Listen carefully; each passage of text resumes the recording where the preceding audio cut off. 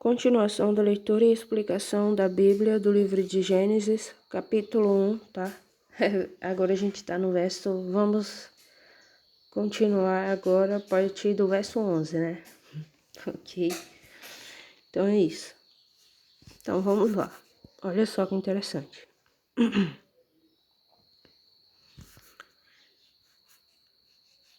Verso 11, Gênesis, capítulo 1. Verso 11 diz: E disse quem? E disse quem? Disse quem? Disse Deus, né? Deus que tá falando aqui.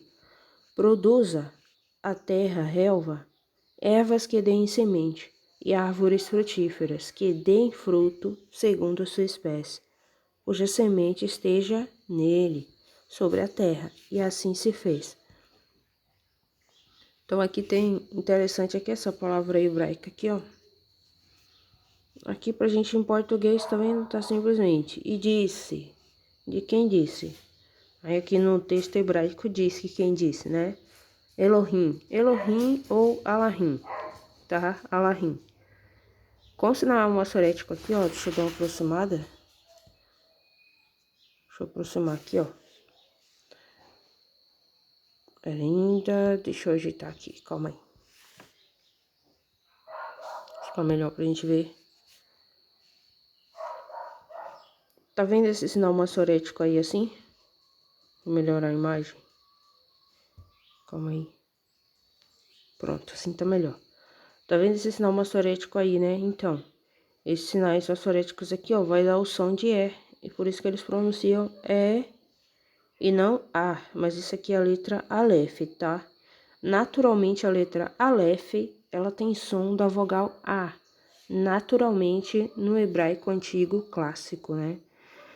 No hebraico arcaico. Mas, com sinais maçoréticos, eles colocam os sinais maçoréticos e colocam essa letra com o som que eles desejam, com os sinais maçoréticos. Tá ok? Aí você fala, e o som de O vem de onde? Desse ponto maçorético aqui, tá vendo? Aí eles falam, Ló, e aqui o som de I vem desse ponto maçorético aqui embaixo da letrinha rei, tá vendo? Esse ponto maçorético aqui. Porque aqui eles transliteram com a letra Y. E a letra Y, ela é o quê? Padronizada como uma consoante. Só que ela é uma consoante que tem som de vogal. Entendeu? E aqui é a letra Maim, ou simplesmente como eles chamam, Mem, né? E aí eles pronunciam assim, Elohim. Mas enfim, Elohim, você já sabe o que é, né? Significa o quê? Deuses, tá? Literalmente deuses. Então aqui tá escrito o quê? E disse quem? Deus ou deuses, né? Já que tá plural aqui, disse deuses. Ou seja, que está se referindo a mais de alguém que proferiu tal palavra. Ou quem estava aqui dizendo tais coisas tinha associados que concordaram, tinham a divindade, tinham, né, desculpe, tinham, tinha e tem divindades associadas que concordam. Então aqui estava falando em nome de todas as divindades que estavam com esse alguém. Por isso que a Bíblia diz que Deus é o Deus dos deuses, tá bom? Então olha que interessante. Então existem sim vários deuses, mas hoje em dia não se é admitido muito isso no mundo religioso, né? Olha só que interessante. Então, e disse Deus o quê? Aqui, ó, deixar, né? Deixar para brotar. Aí aqui vai aparecer essa mesma escrita aqui, ó, deixar. Aqui eles colocam sinais maçoréticos e pronunciam aqui como deixé. Tá vendo? Deixé, com sinais maçoréticos. Por que fazem isso? Bem, porque aqui, ó, tá dizendo aqui, essa palavra aqui significa produzir, brotar, germinar, tá? Essa palavra deixar. E aqui eles traduzem como relva, né? Tipo capim, enfim. E aí eles colocam sinais maçoréticos para dar uma certa diferenciar alguma coisa. Mas, sinceramente, nem tinha necessidade, tá? Dá para entender tranquilamente. Então, o interessante é que aqui diz o quê? Brote, e disse Deus, ou deuses, ou disse Deus e associados, brote o quê? Da terra, brotos ou relvas, enfim, como tá aqui, ó. Tá vendo? A relva e ervas que deem o quê? Semente, zará, tá vendo? Sementes. E árvores com frutos, frutíferas. Tá vendo? Tudo segundo a sua espécie, tudo de acordo com a espécie de cada árvore. E ainda, cuja semente esteja nele, sobre a terra. Então aqui a gente já vê que a terra, de alguma forma, ela já estava fecundada para poder nascer, digamos assim, aparecerem, surgirem estas árvores com esses frutos, ainda conterem em si as suas sementes de acordo com as suas espécies. Então aqui a terra ela já estava fecundada, tipo assim, meio que semeada, né? Então já tinha sementes na terra, porque ele manda brotar. Olha só manda brotar, ele não manda produzir do nada. Nota que aqui no texto hebraico não usa nenhuma palavra para criar do nada, não. Não usa o verbo barar, não. Aqui não vai usar o verbo barar, que eles dizem que é criar do nada, não. Ou trazer da antimatéria para matéria, que é o significado real disso, do verbo barar, tá? Mas isso é um assunto que a gente já conversou já em outro vídeo.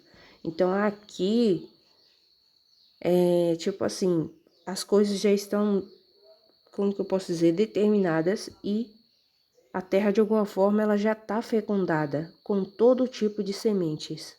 E aí Deus aí ordena, ele diz, o quê? Que brote, que surjam os brotos e que esses brotos cresçam, né, e se tornem árvores. É isso que o texto aqui está dizendo. Tá bom? Olha que interessante, muito legal, né? Então, vamos logo pro verso 12 aqui, para não ficar enrolando muito nesse. Você entendeu, né? Não criou do nada as árvores não, tá? Olha só. Então, lembra que eu disse para vocês que quando, lá no princípio, Reshit, quando Reshit ou Rashit, eu prefiro Rashit, mas aí é com você, com sinais assoréticos, sem sinais assoréticos. Bem, quando criou a matéria dos céus e da terra, o que aconteceu? Aconteceram coisas ali. A Bíblia, ela vai trazer todo o relato do que foi que aconteceu depois que essa matéria da terra foi criada? Não. A Bíblia, ela vai esclarecer de forma clara como foi que essa terra, da matéria da terra, desculpe, como foi que a matéria da terra, ela foi fecundada? Não. Mas ocorreu uma fecundação da matéria da terra. E aí a gente tem que ver como e de que forma isso aconteceu, entendeu? Então, olha que interessante, porque Gênesis, capítulo 1, verso 11, Deus manda brotar. E se ele mandou brotar, é porque tinham sementes ou alguma coisa para poder brotar ali, porque, tipo assim, é interessante isso. Muito interessante. E olha que detalhe, já estava tudo definido conforme as espécies, entendeu? Então, isso é o que é mais interessante ainda e chama mais atenção. E aí diz o verso 12: A terra, pois, produziu relva, ervas que davam semente, e quando diz aqui produziu, olha só, tá vendo? Ela germinou, brotou, tá? Isso é interessante. Gerou, a terra gerou, né? Germinou, tipo a sementinha que germina e aí dá aqueles brotinhos, né? Brota e aí cresce o broto, começa a crescer a árvorezinha, a plantinha, até virar uma árvore grande. Então isso é interessante. E tudo de acordo com a sua espécie. Árvores que davam fruto, cuja semente estava nele, conforme a sua espécie. E a Bíblia faz questão de repetir isso conforme a espécie, né? Olha que interessante. E viu Deus que isso era bom. Olha só que legal. E aí continua o texto, verso 13. O que foi, né? Um momento. Continuando, tá? Desculpa, vamos lá. Aí no verso 13 diz, o quê? Houve tarde e manhã, o terceiro dia. Tá vendo aqui, né? Houve tarde e manhã, o terceiro dia. Ah, sim, deixa eu conferir aqui, pra gente ver. Bom, o verso 12 aqui, texto que tá em português, tá legal, tá bom. Eu só colocaria aqui, em vez de colocar a palavra produzir, né? No caso, no verso 11, eu colocaria a mesma palavra brotar. Até porque, por causa do texto grego também da Septuaginta e por causa do texto hebraico. Então, eu trocaria a palavra aqui produza por brote, né? Da terra, ervas, enfim. Ou germine da terra, tais coisas. Porque, tais plantas, né? Entendeu? E as árvores. Então, eu colocaria isso. Por quê? Porque a terra ali, ela já foi fecundada com sementes. Quando isso aconteceu, eu já disse, a Bíblia, ela não traz essa informação. E como isso aconteceu, ela não traz essa informação. Mas, quando Deus chega aqui e vai dizer, germine da terra ou produza, como está aqui em português, a terra relva, isso já estava pronto, né? Toda a espécie de plantas já estava tudo ok, certo? Desculpe, já estava tudo certo. Ele só vai mandando as coisas virem e aparecerem. Ele está organizando a matéria e aí ele vai pegando aquilo que já está determinado e ele vai determinado e pronto ali, definido, e ele só vai invocando e chamando, ordenando que seja do jeito que ele quer, ou melhor, do jeito que foi programado no destino. E aí ele vai seguindo esse roteiro, entendeu? Porque a predestinação, ela existe sim, viu? Existe. Pode crer que existe. E o Cristo, ele ficou sujeito à predestinação, ao destino. E aí tem uma hora que em um apócrifo ele vai dizer, tanto é que ele diz assim, ó. Deixa eu lembrar, agora eu não lembro o nome do livro apócrifo, né? Mas ele diz assim, ó. O destino é cego.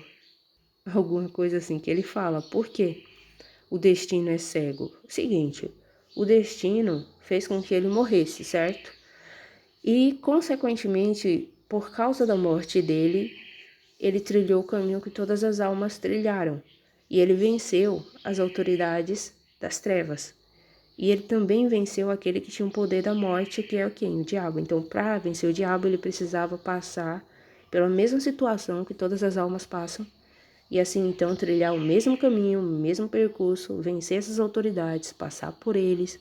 E você sabe, né? Tomar lá a chave do inferno, enfim, do abismo, a chave da morte e tomar, né, esse poder do diabo de matar, de causar a morte, porque a morte é do diabo e Satanás original, porque ele produziu a morte, entendeu? Foi o diabo e Satanás original que criou a morte. Quem criou a morte foi ele. Então tem essa questão aí também. Olha que interessante. Muito interessante mesmo, tá? Então, eu só trocaria mesmo essa palavra aqui. O restante tá tudo certo, tá ok aqui no verso 11. E isso é uma coisa que chama nossa atenção, né? Aí no verso 12 aqui, deixa eu dar uma olhada.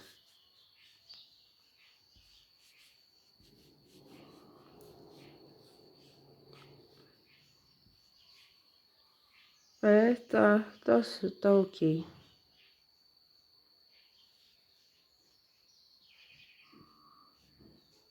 Tá legal aqui essa tradução também do verso 12, não tá ruim não, tá boa, tá.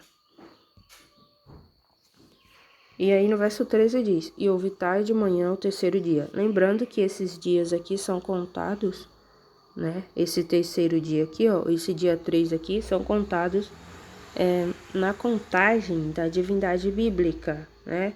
Ou das divindades bíblicas, enfim, você sabe, né? que, enfim, não existe só um Deus, existem várias divindades.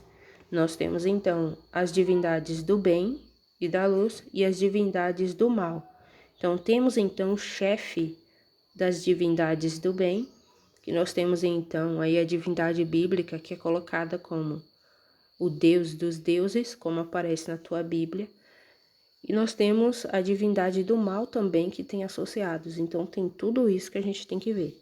E para esses aí, o tempo para eles corre diferente o qual tempo, né, digamos assim, do tempo que corre aqui, desculpe, aqui embaixo para nós.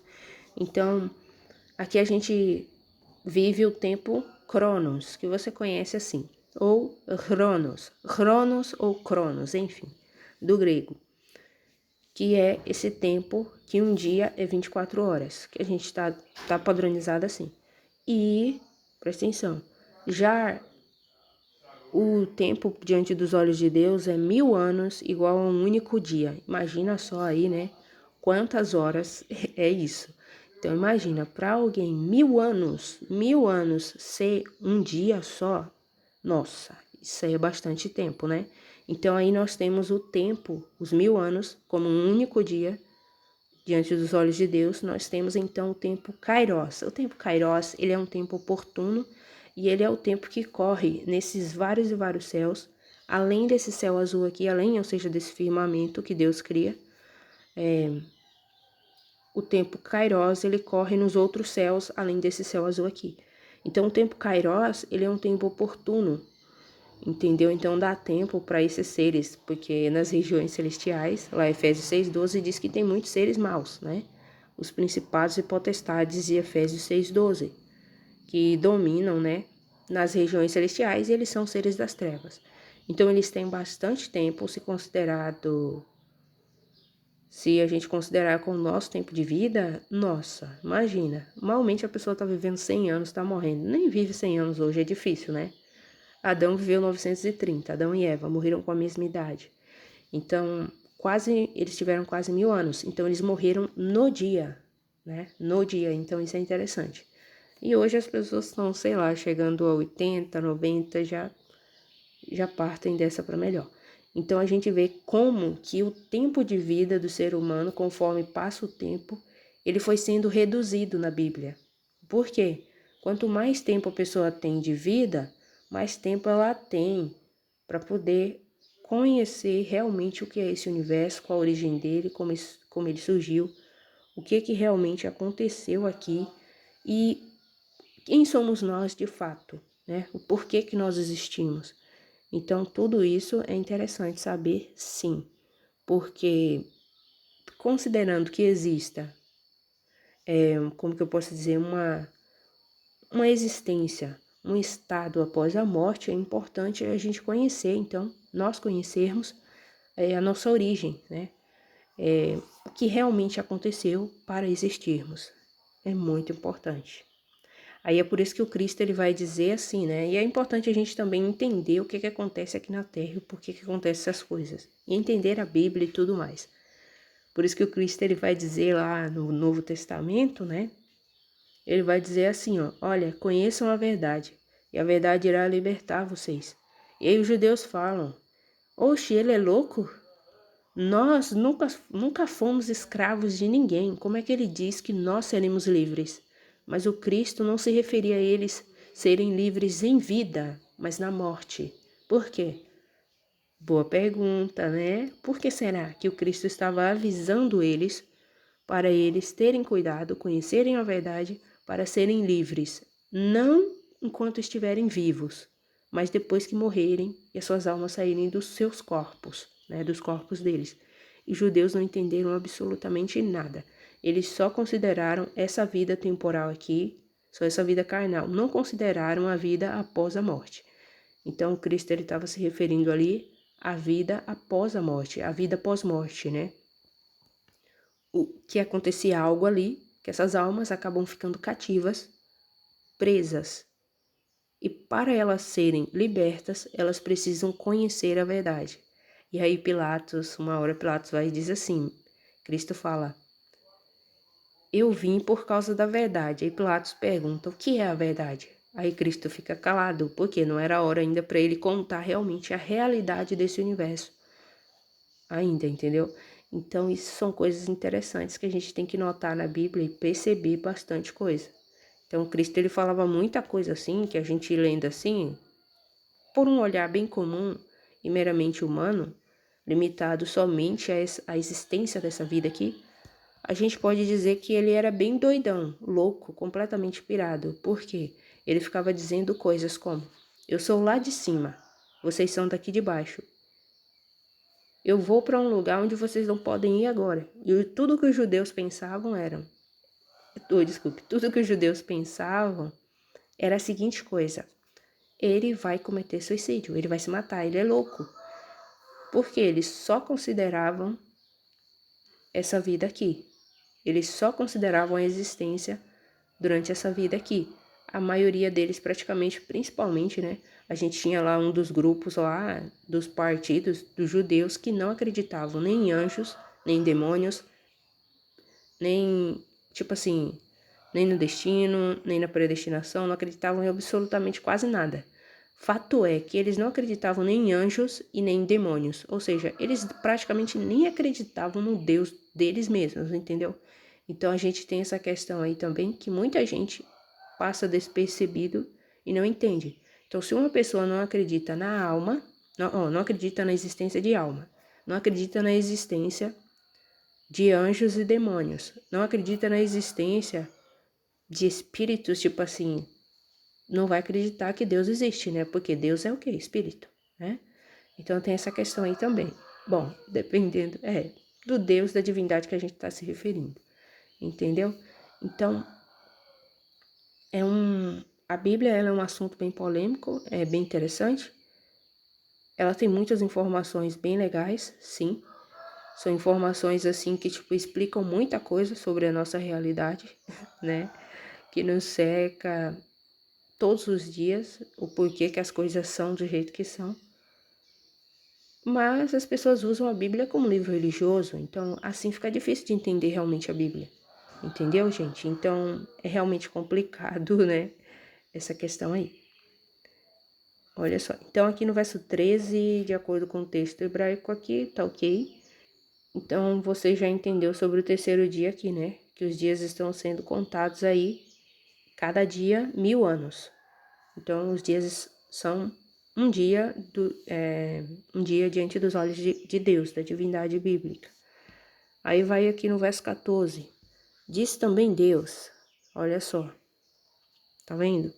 Aí você sabe que aqui em hebraico tá aparecendo aqui, ó. Elohim, plural, deuses, tá?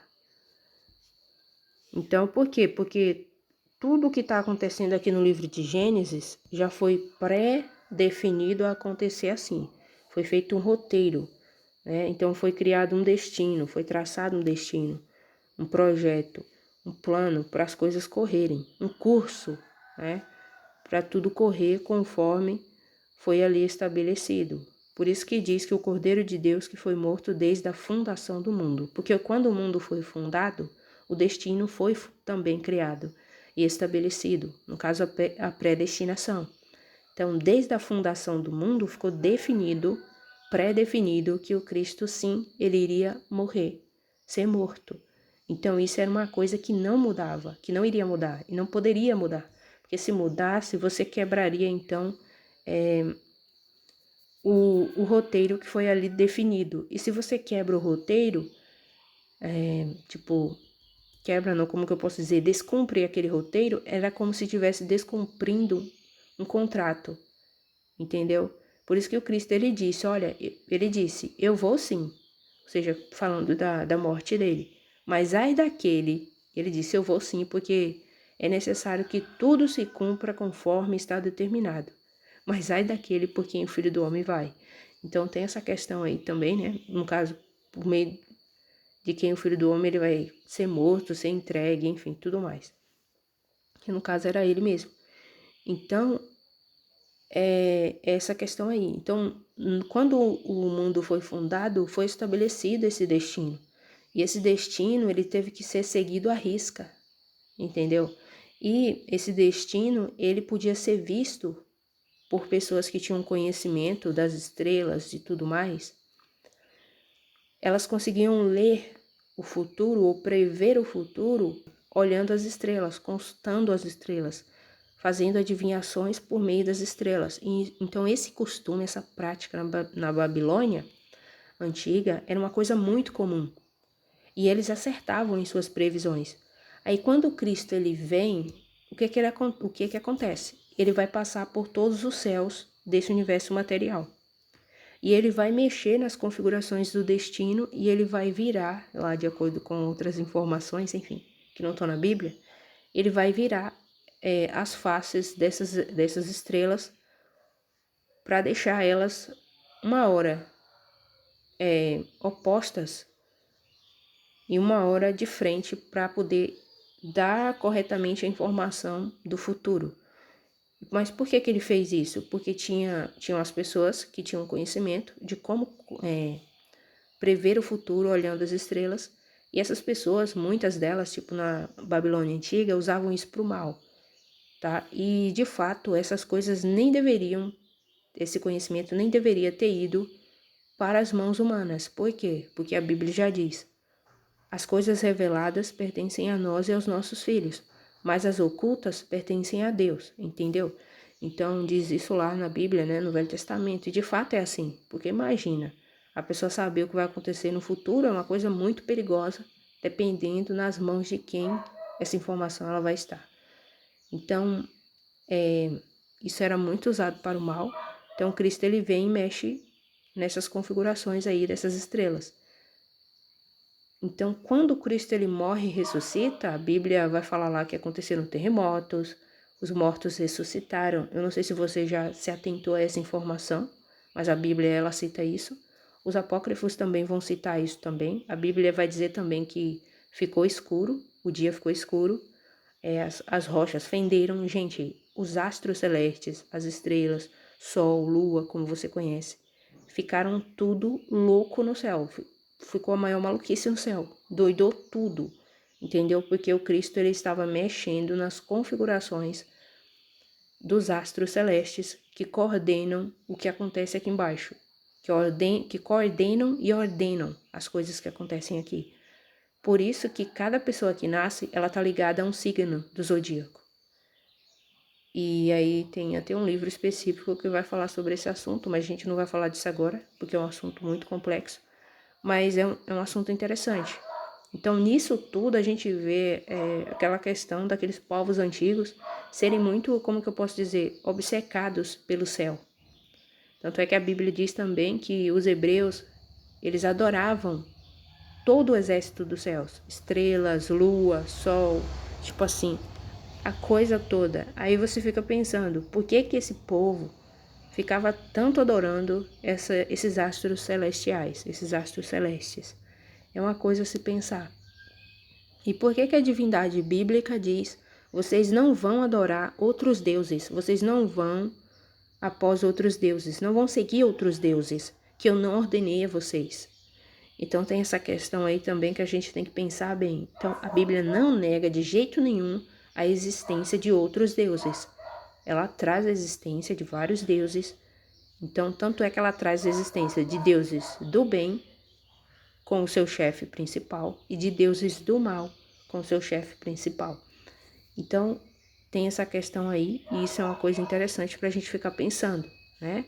Do porquê que existe esse monte de coisas hoje aí, tipo aí, ocultismo, satanismo, esses negócios, essa coisa de adivinhação, essas coisas. Então, tem um monte de relatos interessantes sobre isso na Bíblia. Por exemplo, lá, Saul, né, que foi consultar uma vidente e se deu mal. E aí, enfim, você sabe. Mas são coisas que a gente fica pensando assim na Bíblia e que tá tudo relacionado com o quê? Com Gênesis capítulo 1. Quando o céu ele estava sendo organizado.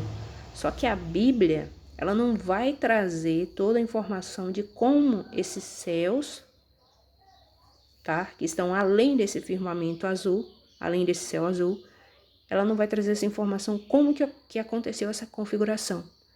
E Eu acredito que isso seria bem legal se a Bíblia trouxesse, sim, seria. Mas aí é como eu já disse em outro vídeo, seria dar tudo de mão beijada. E provavelmente as pessoas não iriam acreditar lá nessas coisas, né? Porque, enfim, elas não iriam acreditar mesmo, não. Acredito que não.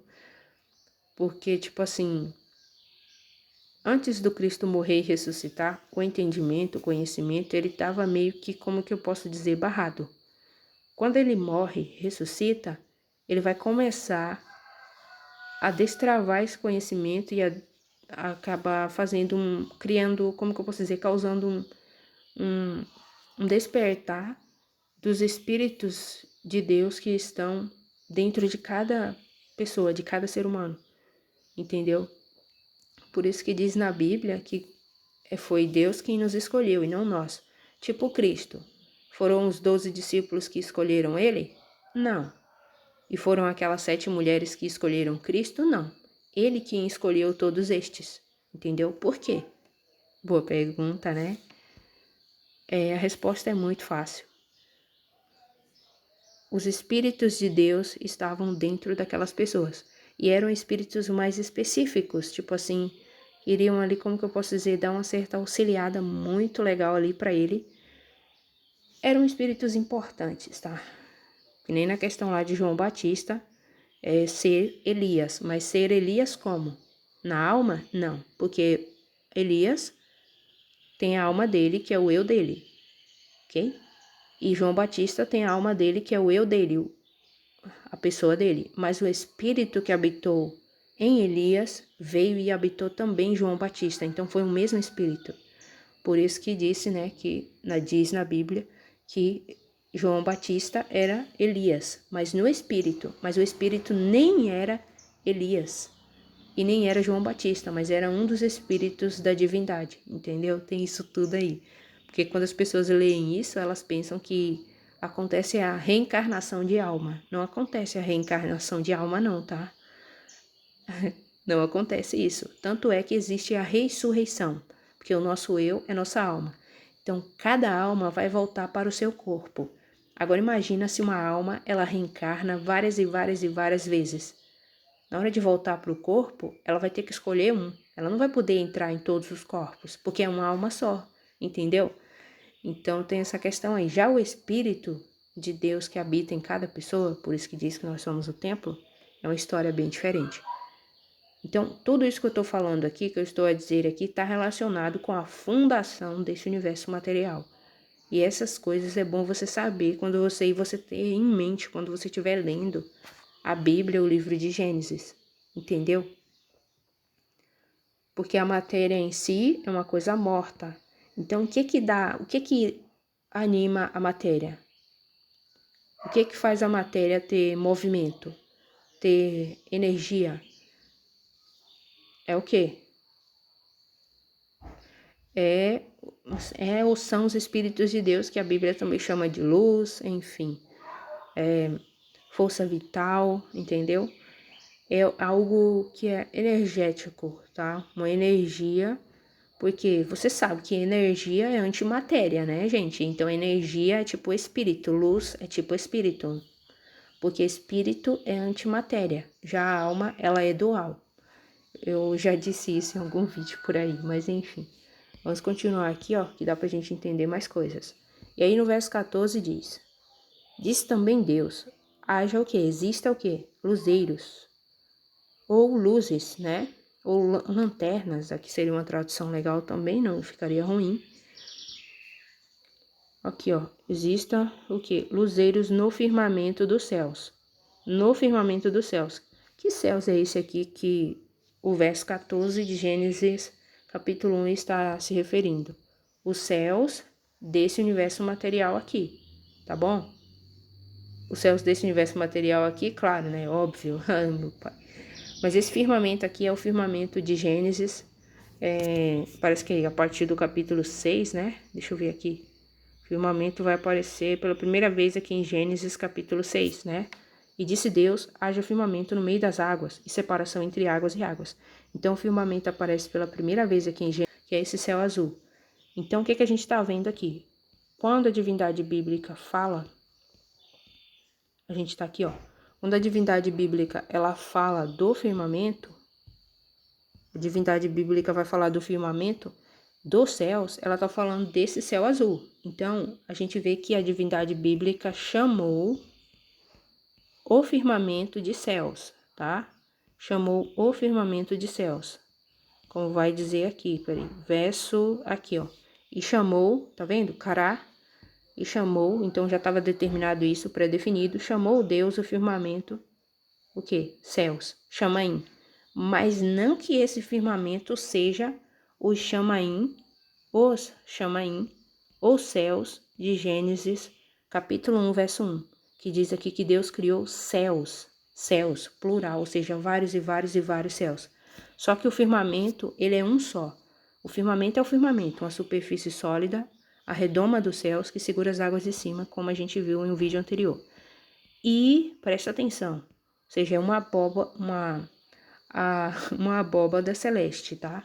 Um domo, uma cúpula. Só que aqui, ó, em Gênesis, capítulo 1, verso 14, tá falando do firmamento, dos céus, esse céu azul, não dos céus mesmo, entendeu? Que estão além desse céu azul, não. Tá falando desse firmamento azul aqui. E aí ele diz para aparecerem o que? Luzes, ou lanternas, ou luzeiros, como tá aqui, ó. Tá vendo? No firmamento, nesse céu azul, que ele chamou de céu, de céus, né? Chamaim, para lembrar os vários e vários céus que estão além desse céu azul. Eu vou parar aqui que já deu 36 minutos, né? Então, vamos terminar só esse verso aqui. E para fazer o quê? Esses luzeiros no firmamento dos céus, para fazerem separação entre dia e noite. E sejam eles para sinais, para estações, para dias e para anos. Tá vendo aqui, ó? Sejam eles para o quê? Para sinais, para estações, para dias e para anos. Então, esses astros celestes, eles coordenam o que acontece aqui embaixo. O tempo, eles mexem com o tempo. Tanto com o tempo que corre no teu relógio, né? Que é o Cronos, que você chama assim, que é definido um dia, 24 horas, que a gente vê, enfim. E também eles vão mexer, coordenar o destino aqui embaixo, do que acontece ou deixa de acontecer. Então, tem essas coisas aí também. Então, entendeu? Olha só. Então, a Bíblia já está falando aqui no verso 6 dessa questão aí também. E vão definir também dia e noite. Por quê? Porque tudo isso foi pré-definido no destino a ser assim. Porque se isso não fosse organizado, pré-definido, estabelecido, não existiria dia e noite, noite e dia, entendeu? Não iria ter o movimento dos astros celestes conforme foi estabelecido, porque tudo teve que ser estabelecido, porque senão tudo funcionaria em uma maior bagunça, se não tivesse sido tudo organizado, pré-definido, estabelecido, a ser do jeito que é, entendeu? Então, por isso que o Sol, ele segue o seu caminho sempre, a Lua também, as estrelas. E então a gente vê que, conforme a Bíblia ensina, o que se movimenta não é a Terra, mas os astros celestes. Tipo lá na questão do livro de Josué, né? Que diz que o Sol parou. E isso é interessante, depois a gente vai ver isso no livro de Josué. Então foi o Sol que parou. Vamos parar por aqui, né? Porque o vídeo já ficou grande. Até o próximo vídeo.